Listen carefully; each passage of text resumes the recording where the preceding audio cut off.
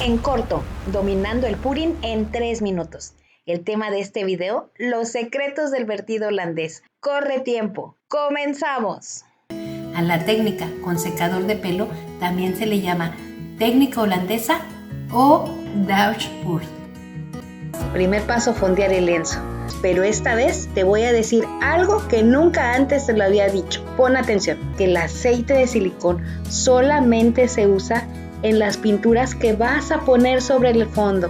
Por favor, nunca, pero lo que es nunca, agregues aceite de silicón a la pintura que vas a usar para fondear el lienzo. No permitirá que se pegue la pintura al lienzo o al soporte en el que estés trabajando. Después de cubrir el lienzo de pintura, es el momento de pasar la antorcha para reventar las burbujas de aire que se formaron en el proceso de preparación de la pintura y en el vertido. Paso número 2.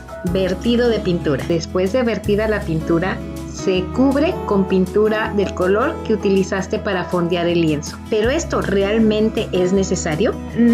No es necesario. ¿Tú crees que siempre a los colores que vas a poner sobre el fondo tienen que llevar aceite de silicón? Quiero decirte que no siempre. Todo depende de lo que quieras pintar. Y algunas de las veces, aún no poniéndole aceite de silicón, vas a lograr efectos. La cantidad que tienes que agregarle de aceite de silicón a cada color que vas a usar es de 3 a 4 gotas. Paso número 3. Aplicar aire con el secador de pelo. El ángulo en el que tienes que dirigir el aire puede ser de 90 hasta 45 grados. Atención aquí, hemos pasado una sola vez el aire por todo el lienzo. Vamos a hacerlo por segunda vez y veremos qué es lo que pasa. Es importante que sepas que el aire tiene que ser el aire frío. Si utilizas el aire caliente, aceleras el proceso de secado y no te permitirá fluirla tanto como tú quieras. Tienes que entrar y salir.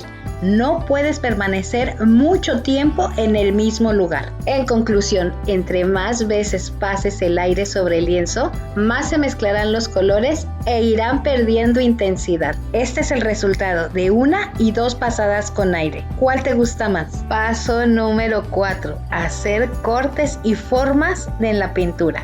Pero aún hay más. Podemos hacerlo con este tipo de herramienta. En este caso tiene una punta gruesa, pero también lo puedes hacer hasta con un palillo. Si te estás iniciando apenas en esta técnica, en la cajita de descripciones te voy a dejar 3 links. ¿Cuáles son los materiales básicos? ¿Cómo preparar un medium casero? Y cómo preparar la pintura. Y si quieres saber todos los secretos del vertido holandés, te dejaré el enlace en un comentario fijado en este video. Espero que esta información te sea útil. Nos vemos hasta el próximo video, pero mientras tanto, tú ya sabes que fluya la creatividad.